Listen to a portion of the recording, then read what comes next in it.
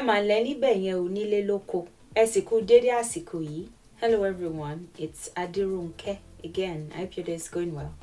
Today I'd like to address the word Sùúrù and the fact that it's not a Yoruba word, despite the fact that we've been using it for a long time. So much so that it's in the Oduifa, it's in very, very old sayings and proverbs. So whether the originals were replaced with Suuru or those words were created when we interacted with the people who honed the word, whether either is the case, I'm not sure, with some of these verses and proverbs and old sayings.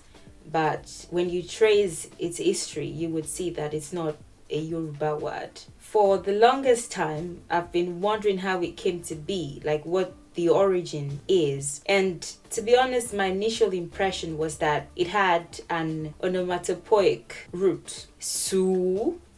I felt perhaps, even if I can't say what it is or what dialect it came from, because I don't speak every dialect, that was my initial impression anyway. Suuru, that perhaps the extending, the stretching of the word to insinuate patience, the stretching out of something before something else happens. I thought perhaps that might have something to do with it, but that's that's far from the truth. When you look at the word for what it is and try to break it down, like one typically would, to see if it would make sense, if you consider it to be a Yoruba word and try to transliterate it as such, shu or su, depending on the dialect. In some dialects, the she sound doesn't exist. It's a new introduction. With other dialects, it has always existed. So if you're going to think of a dialect where she is not often used or is a new introduction, su would be make it round. Su. In Oshupa or Osupa, depending on your dialect, or Osuka, again, or Oshuka, depending on your dialect. Su anyway often indicates round. The Oshuka is a round like head pad that you make when you want to put stuff on your head, carry stuff with your head to protect your head. The Oshupa is the moon, and the Shupot indicates the roundness of it. So shu or su would be make it round. And then the ru. Ru can mean many things. It could be to carry something on the head, or to load something, or even as an adjective to be lean or thin, and so on. If you put these words together, then make it round and load it, or make it round and carry it on your head would be what Suuru is. This word is often thrown around as the Yoruba word for patience. Now, I know that our ancestors were very cryptic with certain things and with certain word formation styles, but make it round and carry it on your head, or make it round and make it lean, or make it round and load it. I don't think any of those are remotely close to patience. So that's your first indicator for, oh, wait a minute, this is not a word of Yoruba origin. The issue with the digitalization of words like this is, I mentioned it, and I've been mentioning it, almost constantly now, that when Google Translate is fully developed, it's in the works, it's not perfect yet, but they're striving to make it perfect, and whatever other resource exists for language translation and word documentation, when they continue to be built in a few decades even, and possibly centuries, these wrong things, if they're documented wrongly, if non-facts are documented, will become the standard. Now, it's not the worst thing in the world, but it's just not fair. Technology is supposed to work in one's favor, not against one. I suppose in a few decades or whatever, if Google Translate or whatever equivalent of it exists, perhaps in the next 100 years, and the way most of these things work is that we just get knowledge from people who have already done the documentation. So if a new whatever translate comes out today, they would most likely purchase knowledge or purchase some of the work that has already been done by Google. So when you put patience into this, you get Sùúrù. Besides the fact that you're taking credit from whom it is due, it's from the Batonum language, or Bariba, as we call the language. It's not even here. So besides the fact that you're stealing the word from the original owners, this is a word that makes no sense in the Yoruba language. These things are very minor and they seem irrelevant now, but for the future, these are things that we should be paying attention to. Suru is a Baruba word. Some people say Bariba, some people say Bariba, some people call them Batunum.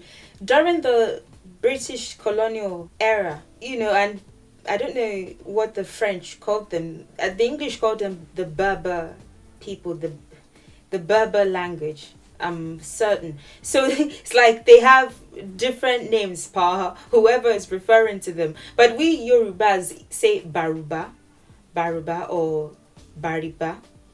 Again, depending on the dialect and the Yoruba people that you ask, it's their word. And it seems to be more of tolerance or forbearance or long suffering than patience. If you translate each of these, then you would find similarities. There might just be slight differences, if any. So I suppose they are close enough to all work for Suuru, but I think originally, I'm not fluent in the language, I don't speak it, to be able to do the breakdown of it in their own language. But it seems more like tolerance. I found a Wikipedia article on the Bariba language, so I'm going to show you in a second. When I did a YouTube search, I found these, just a bunch of random stuff. The Bariba people call their language Batono. The Yoruba people call the language Baruba. The Hausa people call them Boganchi, after Bogu, where it is spoken. The English call them the Barba people. So it really depends on who you ask. The language is that of the Baruba people of Benin and Nigeria, and was the language of the state of Bogu. It is primarily spoken in Benin, but also across the border in adjacent Kwara State and Niger State, Nigeria. And some Baruba people are in Togo and Burkina Faso. These are the Baruba people. And what event was this? Was this a... I'm sure there's more to find. I don't want to make this entire video about that. In the state of Bogu, where's Bogu? Bogu is a region in northwest Nigeria and in the Northern Republic of Benin. It was partitioned between Great Britain and France, and by the Anglo-French Convention of 1898, the people of Bogu are known as Bariba or Bogawa. Nigeria and Benin, it's almost like at their meeting points, is their land, you could say. British colonial stamps for what? For the Northern Nigerian Protectorate used at Bogu and Zungeru. Yeah, we all know the Anglo-French conventions of the 1800s and like how they treated Africa like a cake and they made slices of it. So the Anglo-French Convention, full name, the Convention between Great Britain and France for the delimitation of their respective possessions to the west of the Niger. I don't know how they did it. Maybe they cast votes. I don't know what parts would be the English parts and what parts would be the French parts. That's why in Nigeria we speak English, and then we're close to Togo and Benin. They speak French. Nigerians and Ghanaians, we speak English. Like the way that they split it. Yeah, this was the Guinea and Sierra Leonean ones. This was when they split them. The 1889 one is for the Gambia Protectorate and the Senegal, as well as the Lagos colony of present-day Nigeria and Dahomey of present-day Benin Republic. I don't want to find anything that would upset me, at least not at this time. I'm trying to make this a light video. There's a lot to learn anyway about these people, from these people, and just how and why things are the way they are. But it is their word, banana, agede. So we call banana ogede. I mean, I don't know. Oge, de. While it sounds like it could possibly be our word, Again, facts over fiction or facts over sentiments. It could be a Bariba language word as well. Let me see if I can find anything else that seems like... Okay, mirror. Digi. Again, digi. If you break digi down, digi is what we call mirrors. If you break digi down in Yoruba, it doesn't... We probably got it from them as well. I mean, it's a very old word, and if you don't consider it, you would think we own the word, but it's not ours. It's not ours. It's most likely theirs. Let me see, is there anything else that seems like we may have gotten from them or they got from us, depending on what it is when you try to break it down in Yoruba? These are some of their words. I'm sorry, I'm just trying... I should have done this earlier. I'm just trying to see if I can find any other words that we borrowed from them. I'm not finding any right now, but I'm going to... Trust me to do a thorough search. Yeah, so it's their word. Now, what words are more authentic to the Yoruba people? If you trace our history, did we not have our own words for expressing patience and tolerance? I'm going to be doing both. The words that we have for patience and the words that we have for tolerance, because they don't seem to be mutually exclusive, to be honest. Even the way that they are defined on Google, they seem pretty similar. So I'm going to be expressing and breaking down the authentic words that we have for them. Did we have authentic words? Yes, of course we did. But it seems like we prefer, when we loan these words, despite the fact that we have authentic words for them, there's this obsession with those loaned words. Take Adura, for instance. Besides the fact that it doesn't make sense if you break it down in Yoruba, that one even makes some sense, but it's very bad. There's this preference for loaned words that I'm yet to understand, and it's moving from generation to generation. That's what is being thought. Patience and tolerance, how does Google define them? I have expressed my sentiments in previous videos. I don't want to spend too much time doing that this time around. The capacity to accept or tolerate delay, trouble, or suffering without getting angry or upset. And then tolerance is defined as the ability or willingness to tolerate something, could be any of these, and in particular the existence of opinions or behavior that one does not necessarily agree with. So this last part is how I would differentiate them, to be honest. I always thought they seem really similar definition-wise, but I always saw patience as the act of waiting calmly, especially until a set time, or until a very long time, or until forever, who knows, to do or get something, or like waiting one's turn. Oh, be patient. It's like waiting one's turn. That's how I've always seen patience. And then tolerance would be something like, letting something happen, even if one doesn't necessarily like it or agree with it, but without rebuking it. So you just allow it. For patience, waiting calmly, accepting something, tolerating something without getting angry, especially the without getting angry or upset part. The authentic Yoruba words that we have for patience would be ifarabale and iroju. Ifarabale and iroju. Let's start with ifarabale. Let's break it down and see what it means. Fi, ara, ba, ile. When you split it like that, word by word, because it's a combination of small words, when you split it to see what it is in and of itself, the E here is a noun maker. It really depends on what you're talking about. Sometimes it is the thing that, sometimes it is the act of, which it is here, but in and of itself, it doesn't really mean anything. It's just something that you would add to a verb to make that verb a noun. So it's really whatever fits. Here, the act of fits, if you look at the rest of it. So noun maker, the act of. Fi is a verb. It's put or place. Really depends on what you're talking about. Put, place. Ara is a word for the body. Ra is to rub. So of course, there's something to explore there as well. Okay, let me not get distracted. But there's definitely something interesting here as well. I mean, now we would just say body, especially when we're translating to English, and move on with it. But I don't think we should colonize our own ancestors too, especially the ones that lived before colonization.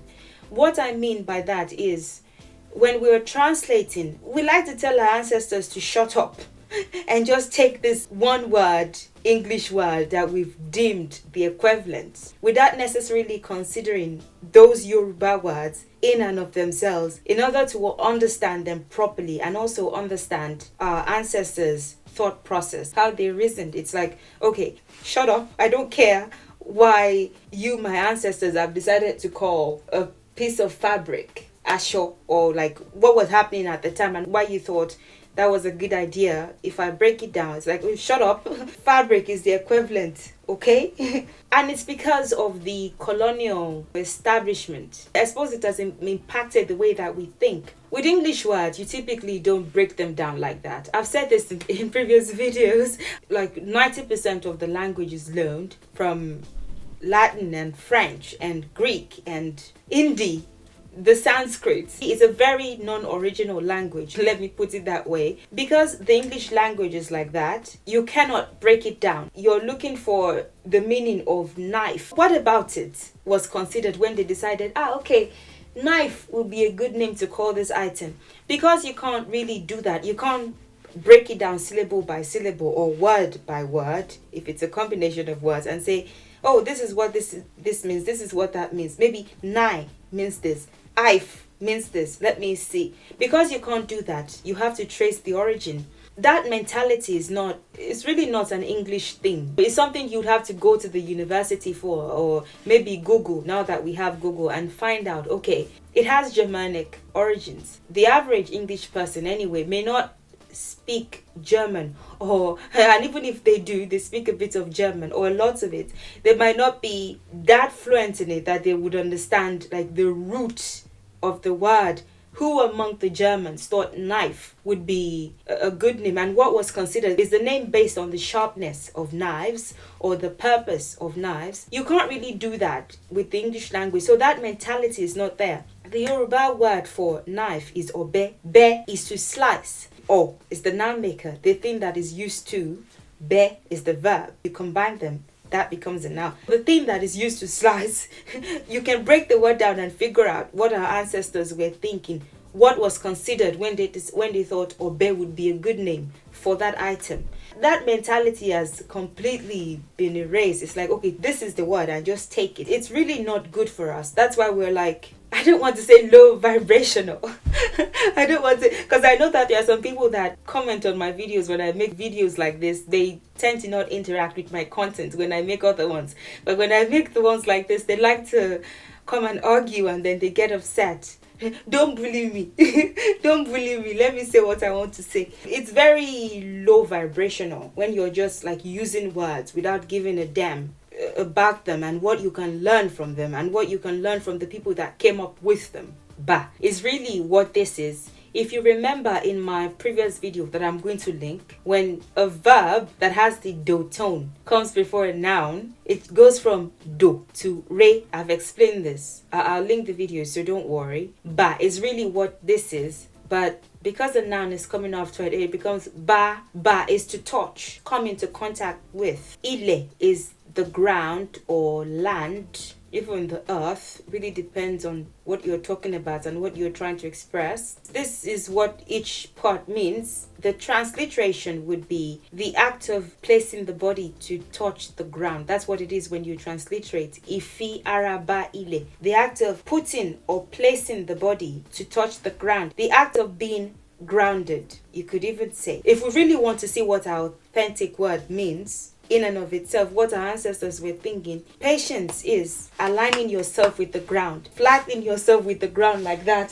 Think of somebody prostrating. Even if not that, think of somebody levitating. Their emotions are just taking them to where they probably don't know, or they're not exactly sure how it's even going to end, but they know that they're upset or angry. Think of the feet then touching the ground, aligning themselves back with the earth, is what our ancestors thought of patience, is what they thought patience is. And I don't think the dictionary definition of groundedness is too far off as well. Being well balanced and sensible. Ifarabale could be patience, it could be calmness, it could be groundedness. These are the English words that are not necessarily mutually exclusive or all that different from one another, except you add one or two things to each to differentiate them if you absolutely need to. But these are the equivalents of equivalents.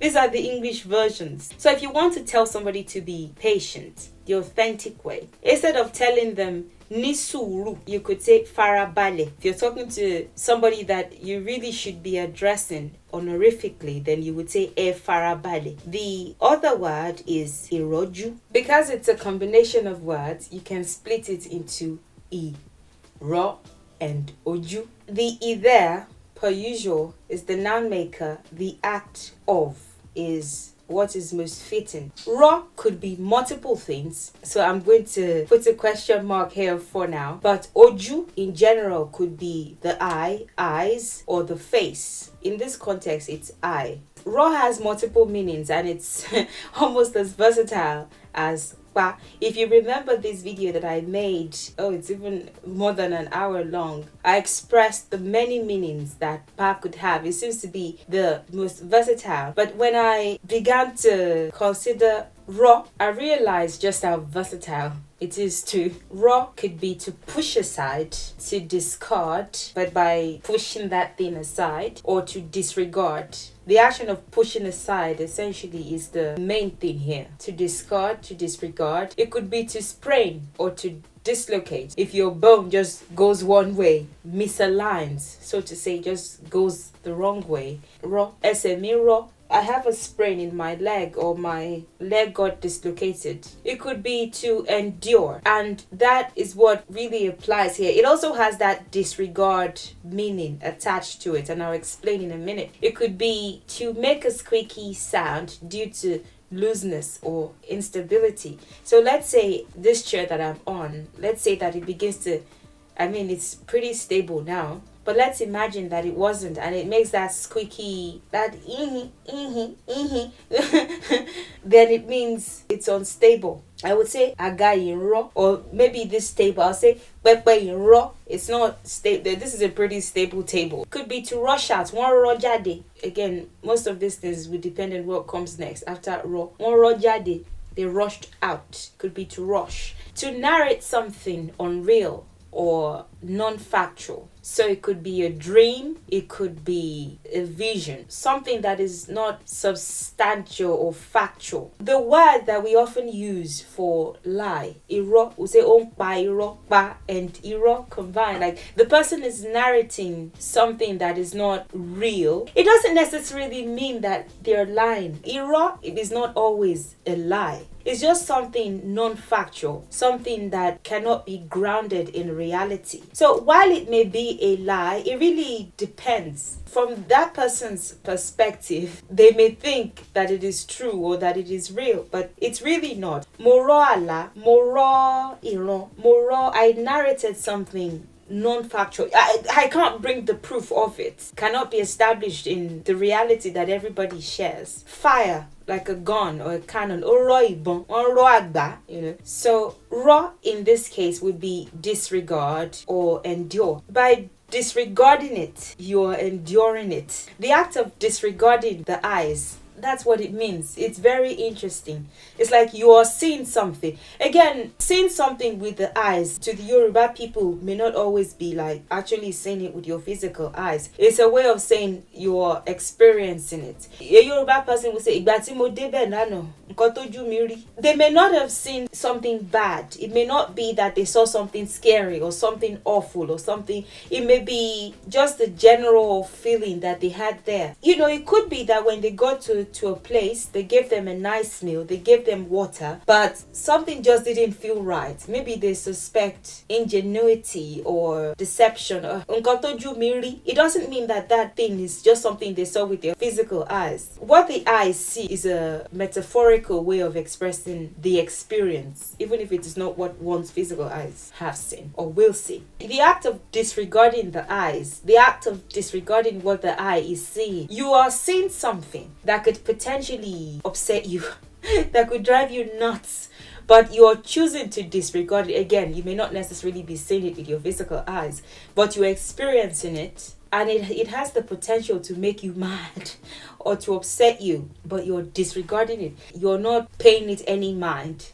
That's patience. That's one way of expressing patience from the Yoruba mindset. You're not reacting to it. So if you say moro oju or moroju, because we like to combine words, ro and oju are combined to form roju, moroju, you would be saying, I was patient. I experienced this, but I disregarded it. Another one that you may have heard, or that you probably should know, is ironu, the insides or even the stomach. The e here is the act of raw, disregard, which is also another way of saying enduring it. Inu is the insides. In this case, it's like the stomach, the way that it is often used anyway, especially since ironu is often used in relation to hunger. When people want to be more specific about the stomach, they say ikun, the stomach. But when they say inu, they are typically talking about the stomach and the intestines from underneath the breast down, just that area. So the colon, the whatever is there, that's typically inu, the stomach included. When people say aya, they are typically referring to everything here, the breasts, the whatever. But when they say okon, the heart, kon is to knock, the way that the heart goes like that when it's beating, okon. Anyway, the insides, the stomach area, let's say stomach area for inu. The act of disregarding the stomach area, the act of disregarding what one's insides are doing, ironu. So if somebody says akoni ronu, akoni ro inu, akoni disregarded what was happening in his stomach and around the area, and he just endured hunger. Now for tolerance, which is, at least to me, because I want to be able to differentiate patience from tolerance, despite the fact that, again, I didn't know the definitions were that close. For tolerance, letting something happen, even if one doesn't necessarily like it. Bearing something, becoming accustomed to something, letting something happen, even if one doesn't necessarily like it or agree with it, without rebuking it. So these are the words. With dialects and subgroups, people have less popular words for expressing these things. But that I can think of, there is ifarada, there is ifaramo, there's itemora, there's ipamora, there's amumora, and there's bigbakamu. Let's start with the first. Let's see how our ancestors decided to describe tolerance. What their thought process was when they decided ifarada would be a good way of expressing tolerance. Ifarada, ifi-ara-da, is one way of expressing tolerance, fortitude, and endurance. The either, the noun maker, at this point you probably already know the act of fi, put, place, ara, body, da, against, ifi, ara, da. The act of putting the body against, the against being in or into physical contact with something so as to be supported by it. The act of placing the body against. Da, anyway, has multiple meanings as well. Before I explore ifarada, just for your information, da is also versatile. Maybe not as versatile as kwa, but it's versatile too. It could be to become, in the non-verb sense, it could be a location inquirer, like where, omoda, where's the child? Awoda, where's the ceramic plate or ceramic dish? Oremida, where's my friend? Da, it's like where. Owoda, where's the money? Owomida, where's my money? It could be poor, odaomino, odao, poor. It could be throw, like for divination, odaobi. It could be melt, herd or drive, odaerno, oda agunton, whatever, sheep, cows, and so on. Posset, omotida. When babies feed and they regurgitate their milk, moda, to posset. to slide from one position to the other. Let's say like a mother with the baby on their back, they just slide the baby forward, maybe to clean their nose, change their position. To betray. Any already any abinibin dani is one of our sayings. If your friend betrays you, then don't be mad. Even your siblings, or no, not abinibi, any abinibi, like your relative, also betray. Like they have the potential. So don't even be surprised by betrayal. So that could be many things. Now, if we are at that, I don't know what ancestor, again, I don't know their names, and it's almost impossible for me to know their names or to be able to identify where they lived and when this word came to be and what particular millennium it was. I can't. But I know that whoever this person was or these people were, the general mindset at the time would have been tolerating something meant aligning with it, placing your body against it, letting it become a part of you in a sense. So if one of those people that were in charge of coming up with this word wanted to express that I'm tolerating this chair, it's really what I'm doing, me just aligning myself with it and resting on it, placing my body against it is tolerating it. So that's their own mindset for tolerance. Is something is happening, you may not necessarily like it, it may not be the most pleasant thing in the world, but you're placing yourself against it, which, I mean, you would agree is interesting. It doesn't seem to be perfectly equivalent to tolerance at all. This is a completely different way of looking at it. Tolerating, just aligning yourself with it like that, just resting on it. Another word that is similar, ifaramo, endurance, fortitude, tolerance. Ifaramo. When you break it down, the ifi ara are the same, they don't change. The act of putting or placing the body with. The mo here would be with. Ifi aramo. The act of placing the body with something, which would be the translation as well. So if I'm tolerating something, I may not necessarily like it. Let's say I'm tolerating this phone. You know, it has the potential to upset me, to make me mad. I may place my body with it. That means I'm tolerating it. It's a conscious thing that one does. Tolerance is really what I'm sensing from these words. When you break them down, it's like these people, these ancestors of ours, with these words, expressing tolerance as something that has to be consciously done. Placing one's body with it or one's body against it too. I mean, either works. As long as it's in contact with your body, you're making it a part of yourself somehow, means you're tolerating it. I mean, you may not necessarily like it. Like I said, it may not be the most pleasurable thing in the world, but you're just aligning yourself with it so that it doesn't bother you, essentially. I'm tolerating this chair. I'm doing this. I'm placing my body with it. As opposed to pushing it away, like, I don't like this. You're just instead approaching it, putting yourself in contact with it and not fighting it, not pushing it away. That's tolerance. In their opinion, very interesting.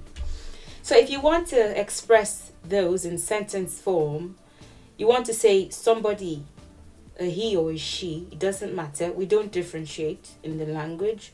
He or she tolerated it. He or she endured it. Ofi arada. Or if you want to combine, because we like to combine words, ofarada,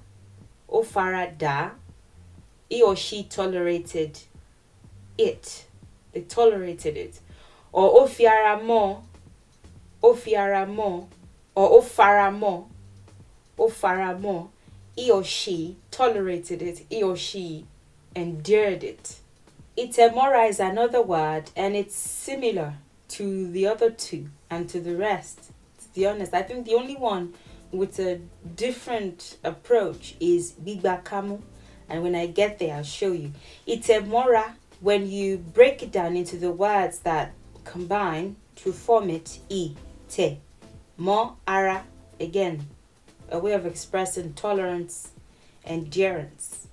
The in Itemora, what is it?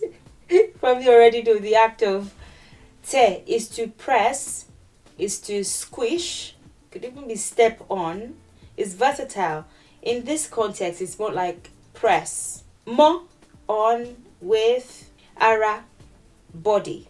The act of pressing on the body, that's tolerance. To our ancestors, I'm tolerating it. Instead of running away from it or pushing it aside, I'm pressing it against my body and just making it a part of myself so that it doesn't bother me. It's a mo ara. The act of pressing something with the body, pressing something on the body. You press it on yourself. You had it to yourself, if you will, so that you're indifferent about it. Not exactly pleasurable or satisfying or agreeable. You press it on your body so that you can move on. You make it a part of yourself. You stick with it. I suppose stick with is an English expression that seems to be, I suppose it could also fit the context of tolerance. I stuck with it. Ipamora, similar to itemora, same mindset as well. Tolerance, fortitude, endurance. The act of very versatile. If you remember this video that I showed you earlier, I'm going to link it, or I probably have. Is to rub on, to keep something in contact with oneself is more fitting here, although this is another possible meaning and it has a host of other meanings. It's very, very versatile, this word. But the act of keeping something in contact with the body. I don't know. I'd like to hear your thoughts or read your thoughts regarding this. Tolerating it means staying in contact with it. Pa apuemora. For example, keep your purse or your bag with you. Keep it, it could be upsetting or annoying, but instead of fighting it, there's a conscious decision to keep it close to yourself. It's a little deeper that I'm probably treating it. Instead of running away from it and pushing it aside and headbutting it or whatever, you keep it in contact with you, maybe so that you can keep a close watch on it, or even simply so that it doesn't bother you. When you've kept it in contact with you, you no longer see it as something separate from you, so you no longer care.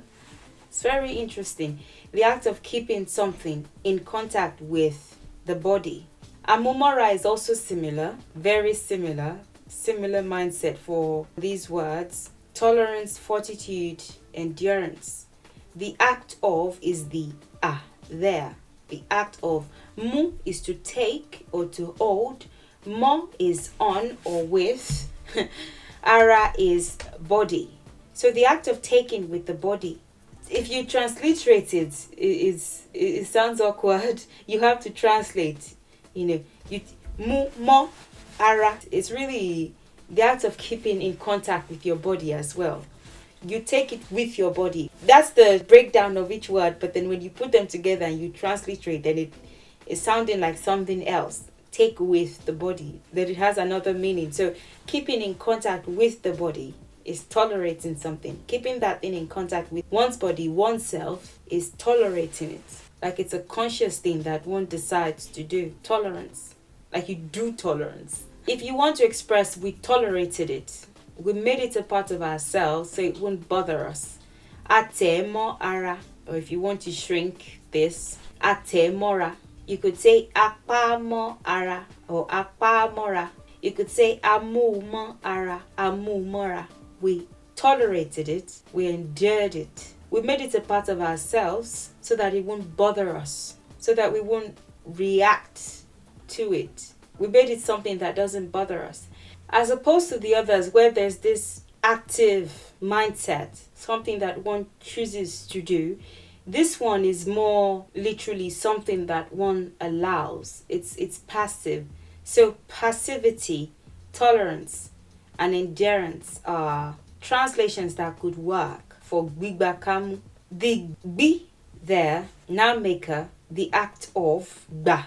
It's a verb that has the do tone, ba, is really what this is. Now, kamu has almost become noun-like in a sense, and I'll break it down soon. So this changes from do to re, gbigba, the act of accepting kamu, and I'll explain what kamu is. It has become noun-ish. The combination of both verbs have become noun-ish. Ka if you treat it as a separate word, catch, pluck. Ka, pluck, kaisu. She plucked a fruit. Mu is to take or hold. Now, kamu, the combination of both can work as a noun and also as a verb. It really depends on context. You can nounify verb combinations. So ka, catch, pluck. Mu is take, hold. To catch and take, to catch and hold. So something like this. Look at your facial expression. It's like being caught. Kamu. If you say one kamimu, for example, they caught me. Kamu, to catch and take hold of. So like, look at the the faces on these cats. They're like, oh well, there's no point. This is my life now. I'm somebody's pet now. It's funny. It's like, okay, I'm just going to allow it, I suppose, and not fight back. Bigba kamu is accepting being in that position. The act of accepting or permitting being caught or held, letting it happen. You're just not fighting back. You're just letting it happen. That's one. Again, it's passive, unlike the others. It's passive, and that's interesting. I'm just tolerating it. I'm just allowing it. I'm not fighting back. I've been held in a tight corner. Ordinarily, I would react. I would be upset. I would fight back, but I'm just fine. I'm just letting it happen. Like those cats, caught and held. Even if you don't necessarily like it, you've just accepted your fate. It's like accepting one's fate. So that's that for Suru. We've explained that it's not.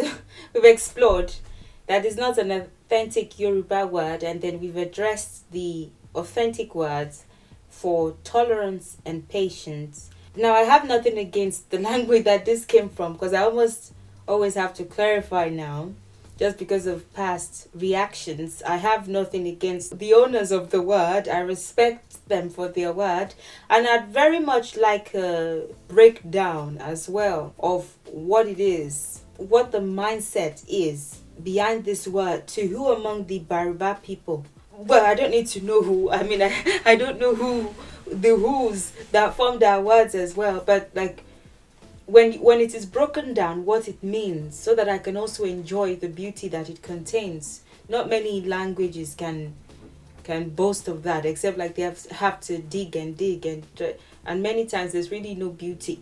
It's just very low vibrational. I'd very much like to learn, except Suuru was borrowed from another language and the Bariba people got it from other people as well. Then that would be interesting. Thank you for watching, and for your time, and for your support, and for everything. And thank you to the people who support me on Patreon and on YouTube, and who sent me gifts on PayPal. I really, really appreciate your generosity, and I'll see you in the next video. Enjoy the rest of your day, and bye for now.